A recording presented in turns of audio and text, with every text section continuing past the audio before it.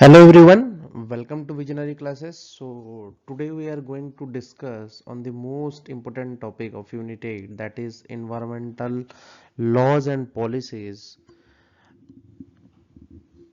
Our topic for today discussion is the sustainable development.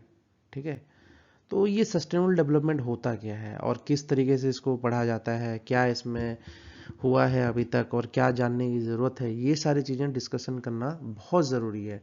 क्योंकि ये sir जो sustainable development है, this is a topic of current issues. Okay, so we have to deal with this sustainable development. Okay, so let us discuss on the sustainable development. देखो, sustainable development जब भी ये समझा रहा है sustainable development, तो ये क्या समझा रहा है ये जानने की जरूरत है।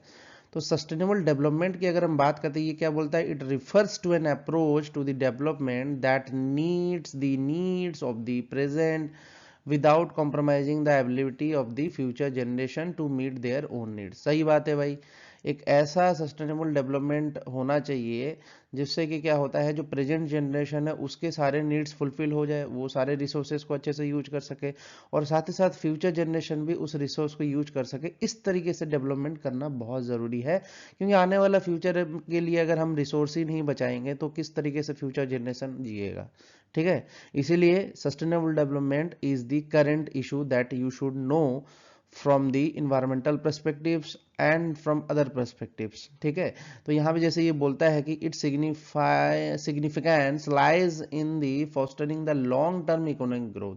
ठीक है, पहली बात तो लॉन्ग टर्म इकोनॉमिक ग्रोथ की बात कर रहा है। लॉन्ग टर्म इकोनॉमिक ग्रोथ क्यों इंपॉर्टेंट है? क्योंकि लॉन्ग टर्म इकोनॉमिक ग्रोथ अगर बढ़ता नहीं रहेगा तो देश तो बर्बाद हो जाएगा। तो लॉन्ग टर्म इकोनॉमिक ग्रोथ के ऊपर भी ये फोकस करता है।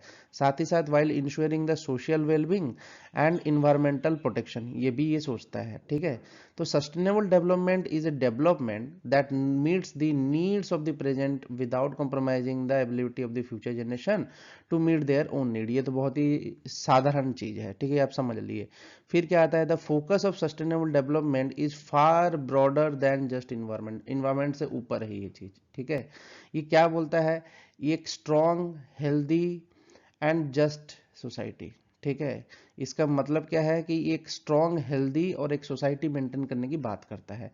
This means meeting the diverse needs of the all people in existing and future communities. ये भी बोलता है कि देखो, एक कम्युनिटीज में फ्यूचर हो या एग्जिस्टिंग हो, इसमें हमेशा डाइवर्स काइंड्स ऑफ पीपल्स होने चाहिए। ठीक है, जिससे कि क्या होता है? प्रमोटिंग क्या होगा इससे? Promoting personal wellbeing. ठीक है, वेलबिंग मतलब अपना सेहत के बारे में ध्यान देना।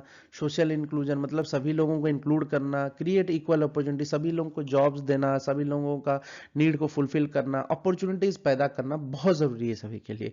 तो ये सब मूल मंत्र हैं किसके? सस्टेनेबल डेवलपमेंट के।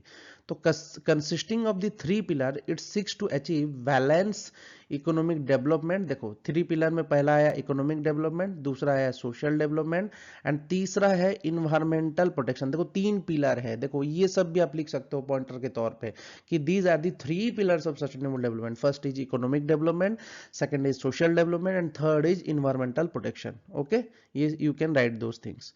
नेक्स्ट टॉपिक में अगर हम चलते हैं तो ये क्या बोलता है? The features of the sustainable development.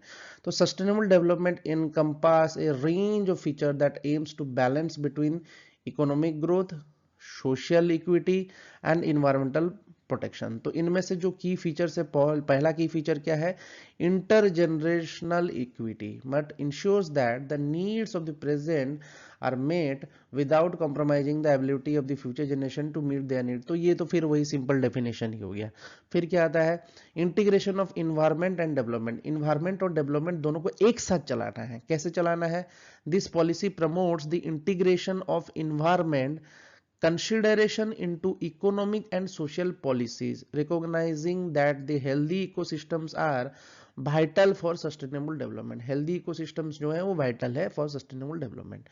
फिर क्या आता है inclusive economic growth. Inclusive economic growth का मीनिंग क्या है? Focus on creating economic opportunities that benefits all segments of the society, सारे सेगमेंट्स, ठीक है, पुअर रीच, इससे मीनिंग नहीं है, सभी के लिए इकोनॉमिक अपॉर्चुनिटी क्रिएट करना जरूरी है। रिड्यूस इनइक्वालिटी, ठीक है, लोगों के बीच में इनइक्वालिटीज नहीं होनी चाहिए। Ensuring that economic benefits reach the marginalised communities. Marginalised communities मतलब वो तबका देश का जिसको हमने क्या कहीं दूर छोड़ दिया है, उस तरीके, जैसे पहाड़ों में कुछ रहते हैं, कुछ गांव देहात में रहते हैं, तो उन लोगों को क्या करना है, उनके इकोनॉमिक बेनिफिट्स, उनको इक्वल अपॉर्चुनिटी देना, ये सब क्या होता है इंक्लूसिव ग्रोथ का, इंक्लूसिव इकोनॉमिक ग्रोथ का कंसेप्ट है। ठीक है, तो ये सब वर्ड भी याद रखोगे तब भी बहुत बड़ा काम हो जाएगा। Integration, environment and development, intergenerational equity, ठीक है, उसके बाद आता है social inclusion and equity. Social inclusion and equity में क्या होता है? emphasize the importance of social equity aiming to ensure individuals have access to essential services। पहला चीज सोशल इंक्लूजन एंड इक्विटी में क्या होना चाहिए? एसेंशियल सर्विस को एक्सेस होना चाहिए। यहां से भी लिख सकते हो, यहां से भी पॉइंटर शुरू कर सकते हो। एक्सेस टू एसेंशियल सर्विसेज, जैसे कि तुम्हारा रिसोर्स हुआ, ठीक है, एक रिसोर्स हुआ, अपॉर्चुनिटीज हुआ, रिगार्डलेस ऑफ देयर बैकग्राउंड, मतलब वो कहां से आया है उससे मीनिंग नहीं होना चाहिए, सभी को इक्वल अपॉर्चुनिटी देना बहुत जरूरी है। ठीक है, इस चीज की वो बात कर रहा है। नेक्स्ट में क्या बोलता है आपका? Sustainable resource management. तो advocates for the responsible use of the natural resources, promoting practices that ensures their availability for the future generation while minimizing the waste and environmental degradation। सही बात है कि देखो responsible use of natural resources बहुत जरूरी है। अंधाधुन कोल का mining, ठीक है, अंधाधुन नेचुरल रिसोर्सेज फॉसिल फ्यूल का एक्सट्रैक्शन, ये नहीं करना चाहिए। ठीक है, फ्यूचर जनरेशन के लिए कुछ तो छोड़ोगे, ऐसा थोड़ी है कि सब खत्म कर दोगे। ठीक है, और साथ ही साथ वेस्ट जो जनरेट कर रहे हो इतना अमाउंट का, उसको भी तो मिनिमाइज करना जरूरी है। तो इसको क्या बोला जाता है? सस्टेनेबल रिसोर्स मैनेजमेंट में ये पोर्शन आता है। फिर आपका आता है पार्टिसिपेटरी गवर्नेंस। तो इसमें क्या होता है? encourage the stakeholder participation in decision making process, ensuring that the voice of the communities are heard and considered in the development planning। ठीक है, लोकल कम्युनिटीज को सुनना बहुत जरूरी है, क्योंकि आप कोई भी फैक्ट्री सेटअप करोगे या कुछ भी करोगे तो उससे पहले लोकल लोगों की अगर बात ही नहीं सुनोगे तो उनसे वो जो लोग इंपैक्ट होंगे उनकी तो लाइफ खराब हो जाएगी। तो इसीलिए हर स्टेक होल्डर में हमारा लोकल पीपल का, कम्युनिटीज का पार्टिसिपेशन होना बहुत जरूरी है। इस चीज को पार्टिसिपेटरी गवर्नेंस के तौर पे देखा जाता है। ठीक है, फिर आता है रेजिलेंस एंड एडेप्टेबिलिटी। इसमें क्या होता है? This promotes the development of the system that can withstand the environment, economy and social shocks, enhancing communities ability to adapt and changing the circumstances. फिर आता है लास्ट में तुम्हारा टेक्नोलॉजिकल इनोवेशंस, जिसमें क्या होता है? encourages using sustainable technology and practices that improve the efficiency, reduce the environmental impact and enhance the quality of life। इसमें तो बहुत सारा पॉइंट्स लिख सकते हो। सस्टेनेबल टेक्नोलॉजी में क्या आएगा? सोलर, विंड, ठीक है, जियोथर्मल, ठीक है, इन सब एनर्जी का यूज करना, नए नए टेक्निक का यूज करना। ठीक है, तो ये सब जो टेक्निक्स हैं, इन टेक्निक्स के तौर पे ही आप क्या कर सकते हो? सस्टेनेबल डेवलपमेंट कर सकते हो, इन सब चीजों को अगर यूज करोगे। फिर आता है आपका ग्रीन बिल्डिंग का कॉन्सेप्ट। ये सब examples you can write in the sustainable development. These are the core mantras of sustainable development, आप लिख सकते हो। ठीक है, तो ये आपके एग्जाम में अगर आता है क्वेश्चन तो आप इसको जरूर लिखें। ठीक है, आइए चलते हैं, आगे चलते हैं। ठीक है, फिर आता है objectives of the sustainable development. तो पहला ऑब्जेक्टिव क्या है भाई? To eliminate the poverty in all its form, हर फॉर्म से रिमूव करो पॉवर्टी को। Ensuring that all the individual have access to basic needs and opportunities for the improvement. ठीक है, सेकंड क्या आता है? To foster the inclusive economic growth that creates jobs, reduce inequalities and enhance the living standards without compromising the environmental integrity. ठीक है, third क्या आता है? Ensures equal access to the resources, opportunities and services for the individual, promoting gender equality and empowerment of the marginalised groups. देखो बहुत important चीज बोला कि पहले तो एक्सेस कर दो रिसोर्सेज को, अपॉर्चुनिटीज को और सर्विसेज को। दूसरा चीज क्या बोला? कि प्रमोट करो ये भी कि सभी को मिले इक्वली, मतलब लड़कियां लड़की भेदभाव ना हो, जेंडर इक्वलिटी रहे, empowerment of the marginalised group, मतलब वो तबका जो गांव से आता है, कहीं पहाड़ों से आता है, उनको भी एम्पावरमेंट होना चाहिए। तो इस चीज के बारे में भी वो यहाँ पे बोल रहा है। फिर आता है to protect and restore the ecosystem, conserve biodiversity, manage natural resources sustainably to maintain the planet's health. ये भी सही बात है भाई। जो इकोसिस्टम खराब हो गया, जैसे कि कोई जलता हुआ इकोसिस्टम फॉरेस्ट फायर की वजह से जल गया, तो उसको फिर से बनाओ, कंजर्व करो, ठीक है। कोई एक्सटिंक्ट स्पीसीज है तो उसको बचाओ, ये सब करना है, ठीक है। To promote the resource efficiency and reduce waste, encouraging the sustainable production and consumption pattern practices, ये सब भी कर सकते हो। To mitigate the climate impact by reducing the greenhouse gases, enhancing the resilience and promoting the adaptation strategies. देखो वही सब है जो 17 गोल है सस्टेनेबल डेवलपमेंट है, उन्हीं के मूल मंत्र को लिखा गया है यहाँ पे, ठीक है। ये सब खुद भी लिख सकते हो, पढ़ोगे तो खुद भी लिख सकते हो।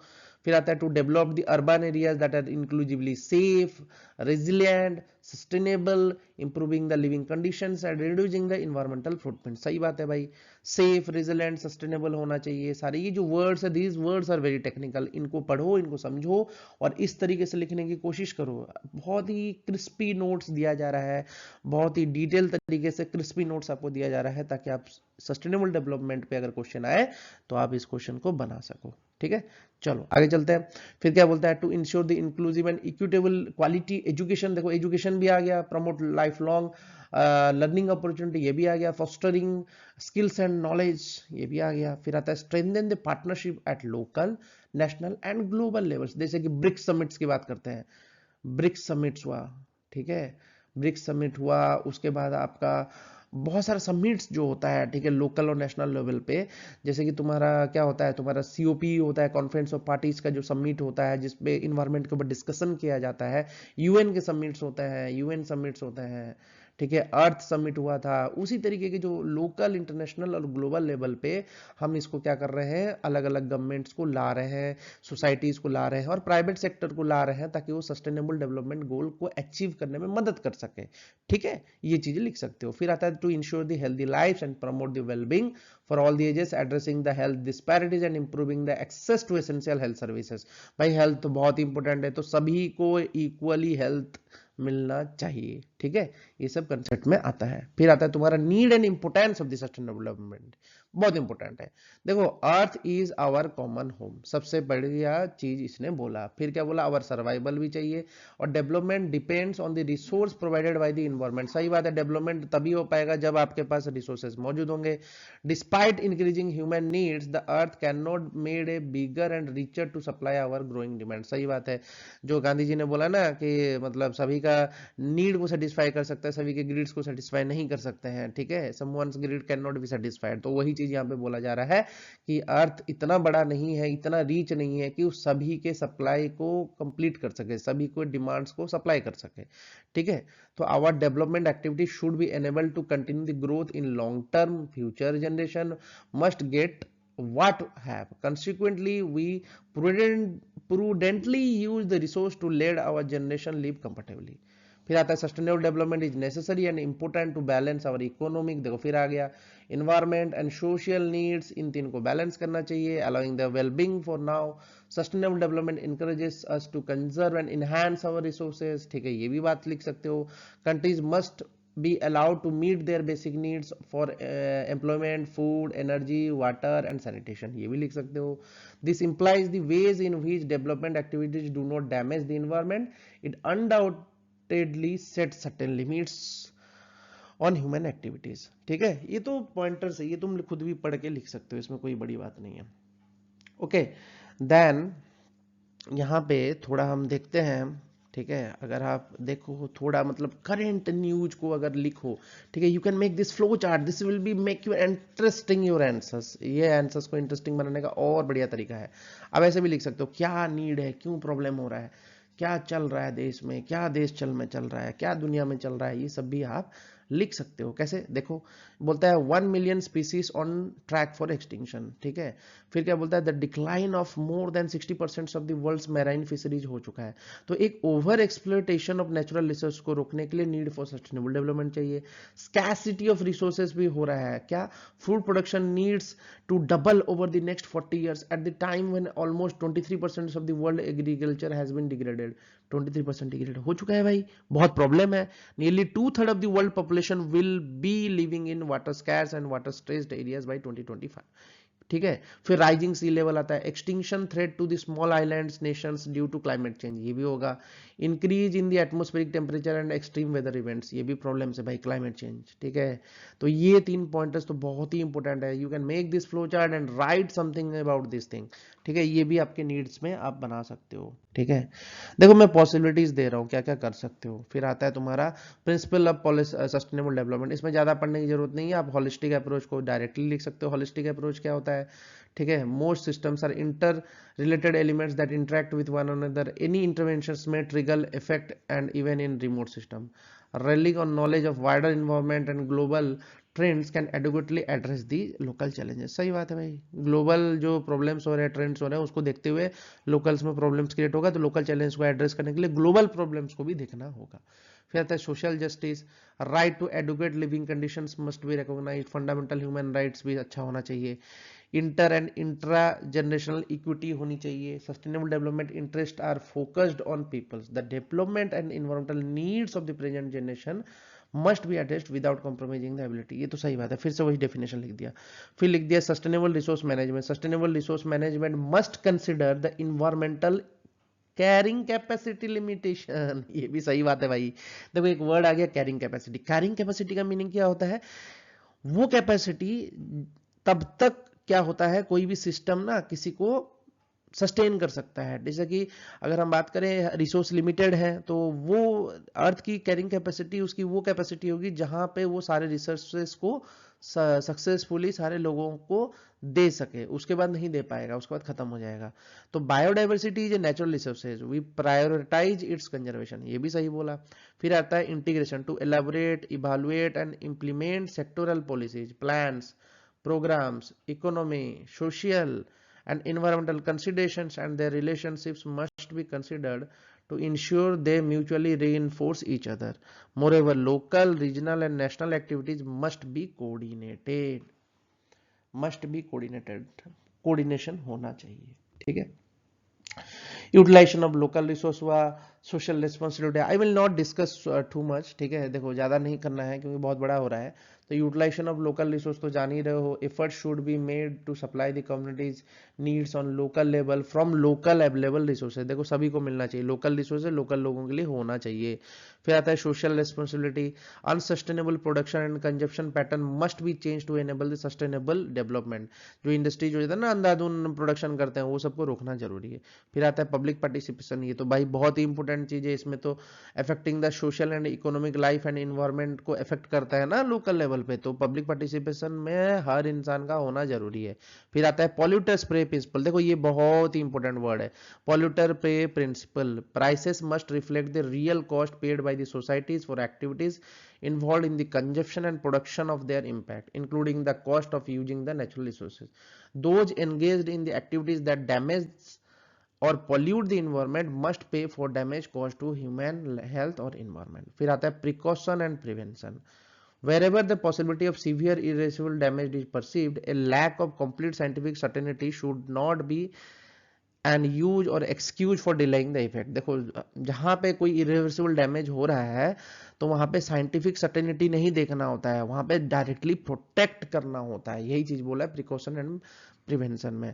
और पॉल्यूटर पे प्रिंसिपल तो समझ ही गए हो, जो पॉल्यूट करेगा वही पे करेगा उसके डैमेज के लिए, ये प्रिंसिपल्स भी लागू करने चाहिए, ठीक है।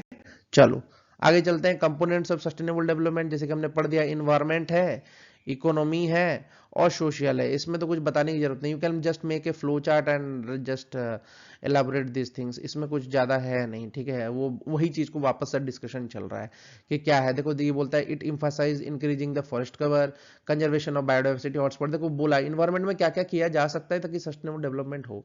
एक तो इंक्रीज कर दो फॉरेस्ट कवर को, दूसरा कर दो कंजर्वेशन ऑफ बायोडाइवर्सिटी हॉटस्पॉट, फिर प्रोटेक्ट कर दो वेस्ट वाटर शेड्स को, फिर एडॉप्टिंग ए होलिस्टिक अप्रोच से उसको प्रोटेक्ट करो, फिर इन्वायरमेंटल फ्रेंडली टेक्नोलॉजी, जैसे कि तुम्हारा बायोचार, बायोचार एक इन्वायरमेंटल फ्रेंडली टेक्नोलॉजी है जिसमें कि तुम किसी तरीके का आउटसाइड से कोई सोर्स यूज नहीं करते हो, सब सस्टेनेबल मैनर से ही कर रहे हो। फिर क्या आता है इकोनॉमी में, it should elevate the poverty, सही बात है भाई, इंक्रीज द पर कैपिटा में, सभी के कंजप्शन का रेट इंक्रीज होना चाहिए। प्रमोट इनकम जनरेटिंग एक्टिविटीज, जैसे इनकम जनरेटिंग एक्टिविटीज ही बनाना चाहिए मोस्टली। फिर आता है prudence and equity should be considered while building A sustainable economy, सही बात है, सबके पास इक्वल शेयर होना चाहिए तभी वो सस्टेनेबल डेवलपमेंट माना जाएगा। फिर आता है social sustainability, focus on public participation in development activities fulfilling their basic needs, ये भी जरूरी है भाई, ये बहुत ही जरूरी है, ये नहीं रहेगा तो फिर कैसे होगा, ये तो बहुत ही जरूरी है। फिर आता है एडवांटेज भाई, एडवांटेज में भी वही है, इन्वायरमेंटल प्रोटेक्शन हो जाता है, इकोनॉमिक ग्रोथ बढ़ जाता है, सोशल इक्विटी हो जाता है, ठीक है, वही चीज वापस वापस से लिखा गया है। तो एडवांटेज आप लिख सकते हो खुद से भी पढ़ के, इसमें कोई बड़ी बात है नहीं। Now what we should know, देखो ये स्लाइड पहले भी होना चाहिए लेकिन मैंने बाद में दिया था कि आप थोड़ा कहानी बना के लिख सको, ठीक है। तो पहले क्या हुआ था, ब्रूटलैंड रिपोर्ट जो था वो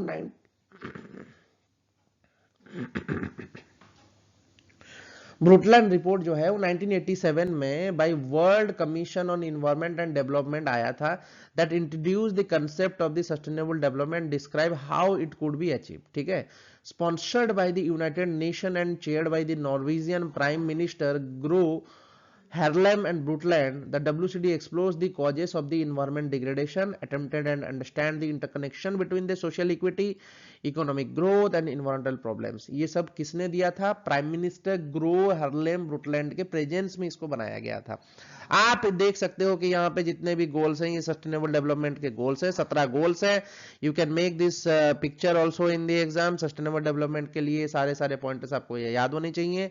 उसके बाद आता है आपका अर्थ समिट, देखो ये हिस्ट्री का डायग्राम भी बना सकते हो, हिस्ट्री ऑफ एसडीजी, कैसे सस्टेनेबल डेवलपमेंट गोल्स जो हैं वो डे बाय डे कैसे चेंज हुए हैं। पहले 1992 में अर्थ समिट में इनके बारे में डिस्कशन किया गया था जिसमें एजेंडा 21 के नाम से वो जनरेट हुआ था। फिर क्या हुआ, मिलेनियम समिट हुआ 2000 में eight UN headquarters in New York में, ठीक है, वहां पे फिर 8 डेवलपमेंट गोल्स जनरेट हुए। फिर क्या हुआ 2015 में जब मिलेनियम डेवलपमेंट गोल्स का टेन्यूर खत्म हुआ तब फिर क्या हुआ 2030 मतलब एजेंडा 2030 आया। एजेंडा 2030 में 17 गोल्स एंड 169 टारगेट्स का एम रखा गया था। तो this picture is also very important, ये भी आप बना सकते हो एग्जाम में फॉर एग्जामिनेशन पर्पज, ठीक है। आई होप आपको सस्टेनेबल डेवलपमेंट समझ में आया होगा। और जिस भी बच्चे को यूसी नेट की तैयारी करनी है they can directly connect on the description box phone number and all the best for the upcoming exams. Have a nice day.